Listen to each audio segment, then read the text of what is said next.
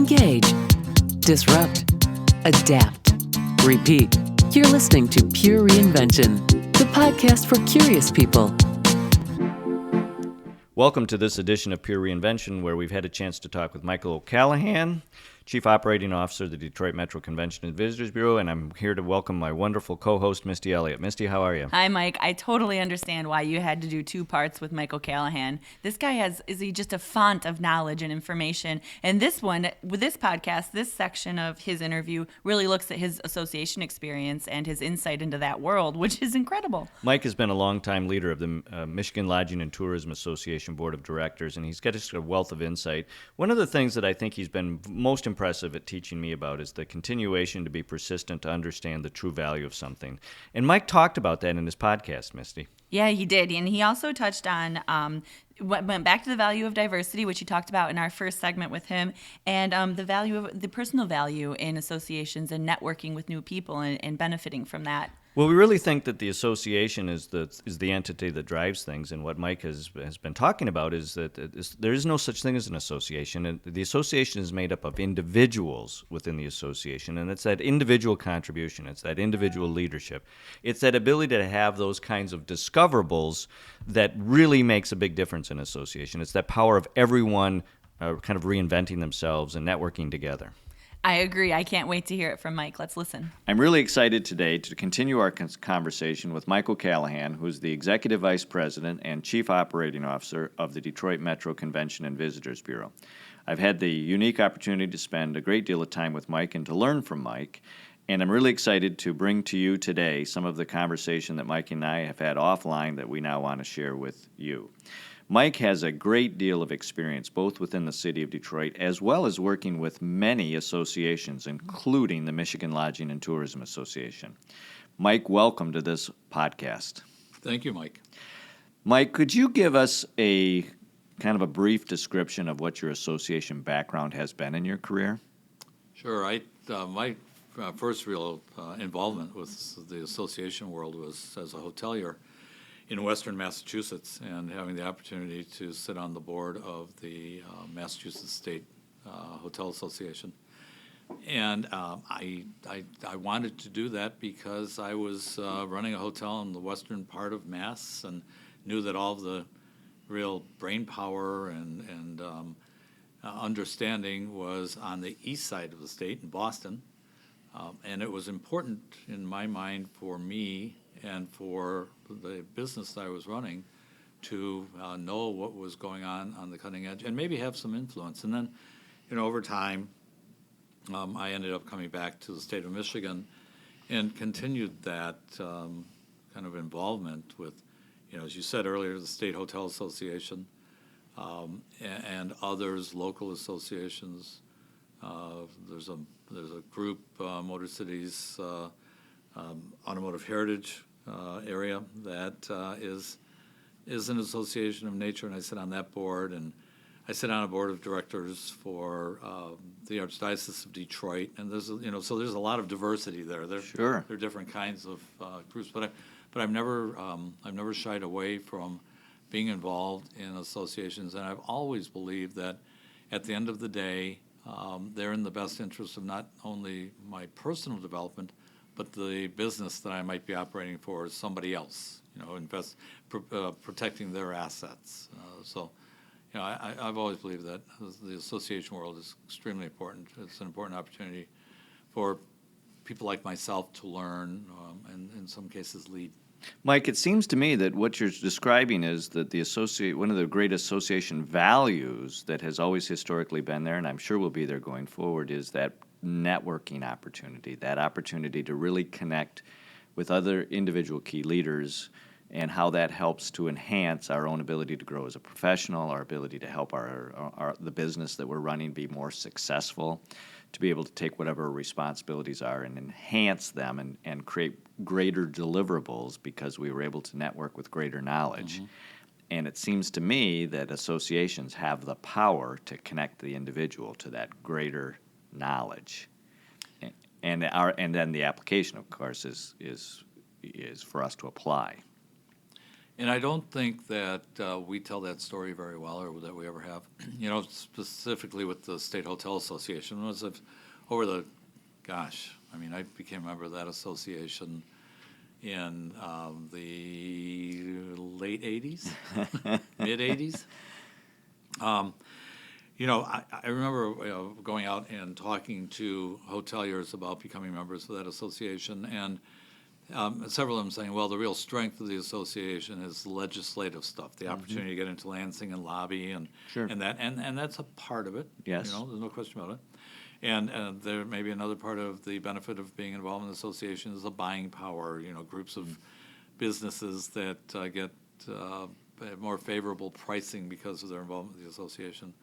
But I don't think we've done a really great story of telling people that the opportunity of being a member of an association is what it does for you individually and selfishly.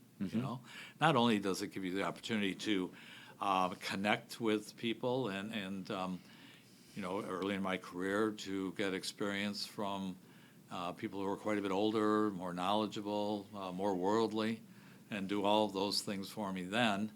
But now, as I get older, it gives me an opportunity to connect with people who are younger. Sure. And who have different ideas about how things should be. Well, in the interesting way in which the world is starting to behave differently, when we were younger, we used to think we were learning from the older. Now, as we become older, we really recognize we're learning a lot from the younger. And so that's a very interesting shift in paradigm, but it's very, very true that we won't have those understandings unless we have those experiences and those connections, and we have open ourselves up to being taught the kinds of experiences that others have. And in this dramatically changing time, with a lot of it being technology driven, Mike, you and I need to have the networking opportunities with that younger generation of incoming members and future members who have a very different set of expectations than we do.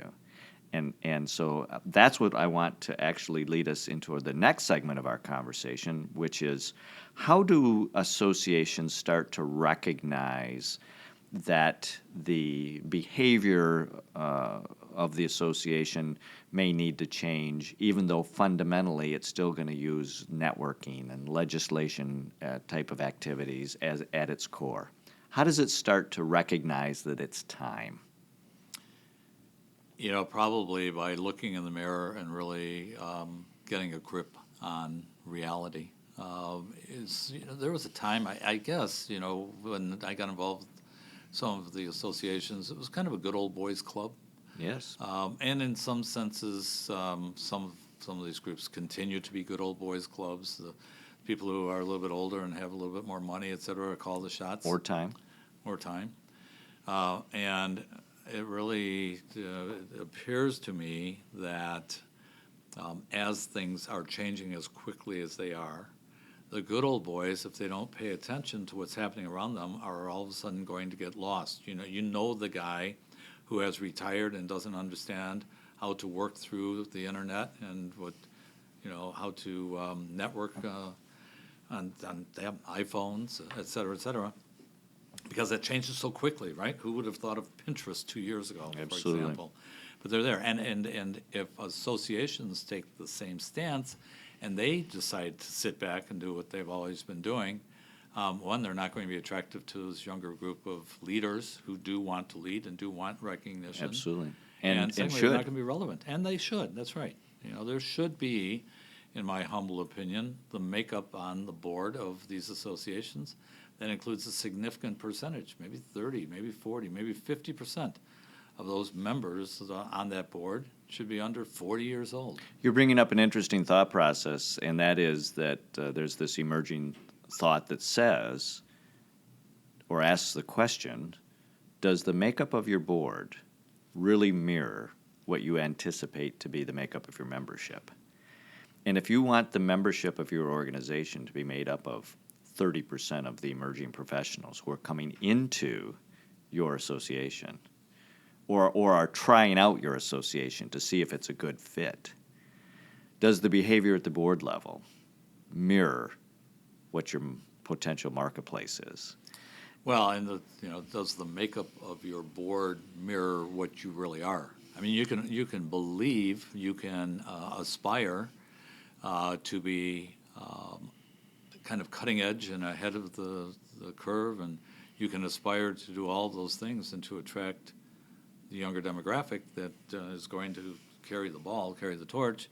But if your board doesn't reflect that, you're probably kind of lost. Well, you do. You struggle a lot. And what you're beginning to describe is that choice that associations are starting to make. And as leaders, of course, we understand that choice can be a very scary thing for people to kind of take the responsibility for.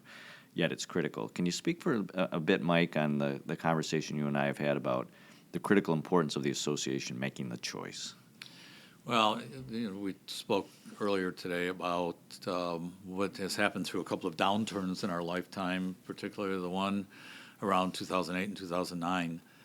We talked about manufacturing and how that downturn affected them, but in our world, looking at associations, we saw a lot of associations getting into some serious financial trouble through that period of time and having nowhere to go. And in some particular cases, some of those associations merged together. They would have their own separate trade shows, et cetera, et cetera. Now, all of a sudden, you've got two groups coming together to do the trade show or have their annual convention, et cetera. And they were forced into doing that. They had to do it in order to survive.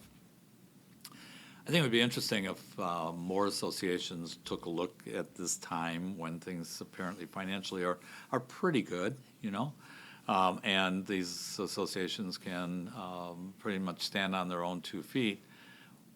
What's next? There's definitely going to be a time when things won't be as good. Is it advantageous for an association to begin to take a look at not being as singular as they are, and maybe in getting into partnerships with other groups or engaging other groups? The auto industry here has limited and skinnied down the number of products, the number of brands they have. Maybe that's appropriate in the association world. Maybe all of a sudden you see partnerships that make sense between a hotel association and a food and beverage restaurant association, or Sure. This particular teachers association or that teachers association.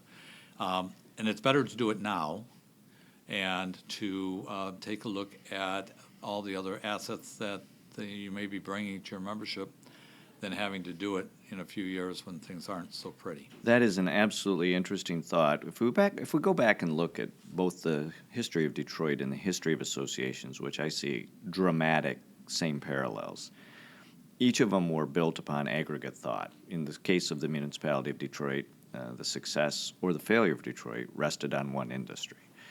In the association world, we have mostly historically banded together because we have some sort of an aggregate. We have some sort of an aggregate interest. We have a similar interest. We have a similar mission. We have a similar cause. We have a similar something. We've learned in the city of Detroit that having that singular understanding or that singular economy is absolutely devastating when there is a downturn because we've got nowhere else to go. Mm-hmm.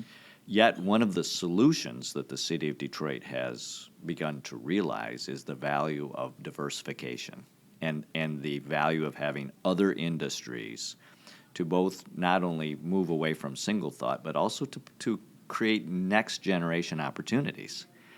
And it's very interesting to listen to you talk about whether that should be done on an economic need basis. In other words, we have to because we can't cash flow anymore. Or whether businesses and associations, much like the city of Detroit, need to initiate those kinds of opportunities. Can you speak for a minute about the difference between a business or an association that has the luxury of initiating versus one who is forced to do something versus on an economic need basis? So it's not just Detroit, certainly it's the state of Michigan. And then we'll talk just for a moment about what happened here in 08 and 09, and particularly in the auto industry. But in others too, the need came along, and that resulted in people losing their jobs and trying to figure out how to make their house payments, take care of their families, etc. That was years after a downturn that had taken place, and the same kind of thing happened, not at that magnitude, but there were a number of people who were laid off, etc. And there were cries at the time, well, how do we better prepare for the next time? How do we diversify? How do make we the state protect better? ourselves? And we didn't, right? So then after '08 and '09, now all of a sudden people have really kind of taken that to heart. And, all of a sudden the medical field's becoming very important, and, technology in different areas is more important in the state of Michigan, and these businesses are being attracted here. And you're seeing the area really kind of protecting itself. I mean, even when you take a look at Shinola watches, I mean, who would have great ever example, dreamed that somebody would come in here and say, gosh, you've got this population that seems to be pretty smart, and then you've got other people who have need, and why not train them to build, one of the greatest watches that's on the market today, and this incredible story that's taking place. So that kind of thing has been the history here, and hopefully the future is this diversity that's taking place. And there's a lesson to be learned at the association level about the same kind of thing. If you always do what you always did, you'll always get what you always got. And sometimes it's not even that good. Mike, how do we move away from getting what we've always got? How do we make that fundamental choice to start to initiate new opportunities rather than just be reactive to whatever the economy is throwing our way? Because we do see that a lot, where our fortunes rise and fall off of an economy, and we hire people and we let people go and shed expenses as we need to. But we don't always really focus on the revenue side. We tend to more manage on the expense side. How do we start to really initiate some opportunities on the revenue side? Even at the association level, you've got to be relevant. There has to be a reason to be involved. And to, if you understand that I guess about 20% of the people do 80% of the work, and traditionally people, and shame on them, don't get involved, you have to give good reason to get involved. How's that going to benefit a prospective member or somebody you'd like to draw to your board? So in order to really get there, it really comes down to some soul searching and looking within, and really analyzing, what is it that you provide? Why would somebody want to get involved? And, making it attractive for them. The one thing that's always intrigued me, and I was a big part of this, I played a big part of this a long, long time ago, not a long time ago, and probably not so long ago, is that we have a tendency to want to hold on to everything. This association deals with this kind of people, and by God, we're going to keep those people in our grasp. And the association in the office down the hallway deals with that kind of people. And while there's some commonality, that association is going to hang on to those people. And by God, you're never going to be able to touch that's them. mine. That's mine. And over time, that has, I think, proven to be a flawed position, that the co-mingling of the association world then benefits the membership of both. In some cases, maybe it makes sense to merge, but let's assume that you don't want to merge. It certainly is better to have a strong, healthy relationship with that other association.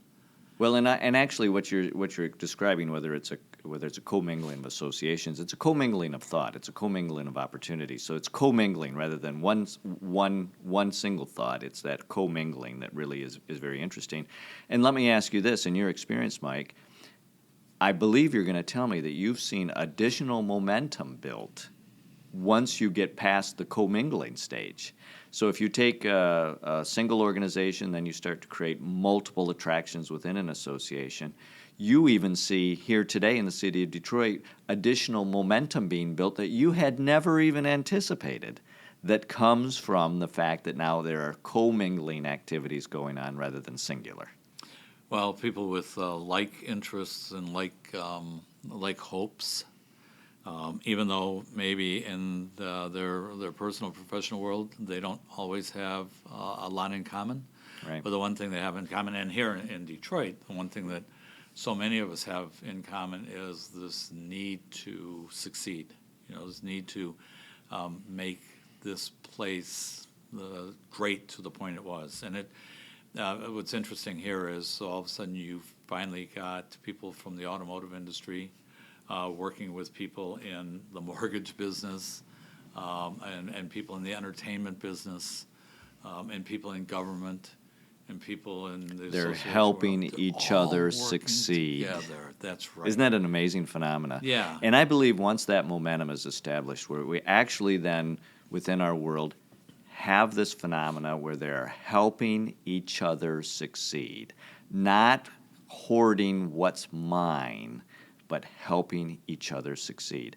And quite honestly, Mike, when you think about ASAE 2015 coming to Detroit and experiencing what is really unique and special about Detroit, that is one of the key things that we hope is one of the discoverables that attendees will walk away with, is that understanding that what's happening here in the city of Detroit now isn't necessarily, this is mine. What's beginning to happen now is we're beginning to have relationships built within all these varied entities where now they're beginning to help each other succeed. And that is so dramatically different for industries, municipalities, associations, and even individuals working together when they're trying to hoard what's mine and move away towards from hoarding to sharing. And what happens in that phenomenon? I mean, it's absolutely mystical almost in how you create new momentums that had only been imagined before, as is always the case. Yes, please. One of the things that we have really set out to do with bringing ASAE to Detroit in August is to engage people from outstate. We've talked about that a little bit. Yes. To other destinations outstate. But not Yes. only that, we have offered out to the corporations within the state the opportunity to become sponsors with us and to get involved. And it's not necessarily to raise money, but to demonstrate to those people who are coming here, whether it be for ASAE or other conventions, other visitors coming here, that this is a united front. That it's not just the Convention Bureau entertaining ASAE, but in our world, it's going to be the Convention Bureau and Ford Motor Company and General Motors and Chrysler and Quicken Loans and Penske, and all of these people Absolutely are all amazing. on the same plane to get this place back to greatness. And they are all helping each other succeed. And when they are helping each other succeed, the city of Detroit succeeds. This has actually been just an absolutely outstanding time period spent with you, Mike. I want to go back real quick and talk about, Mike reminded us about how powerful associations are in the development of an individual, a professional, and why it's important to get involved in associations because of that. Probably the thing we don't talk about enough of, and that was the networking opportunity for not only the individual, but for the individual business that they represent as well. That there is an absolute choice that we make on whether we want to stay in a constant state or whether we start to take on a new state of mind. That even an organization that is developed on more aggregate thought, whether it's an association or the city of Detroit, finds a greater value when they start to add some sort of varied other entities which start to add robustness to their business model. It's a hard journey, but it's a very important journey to get to that next level of reinvention.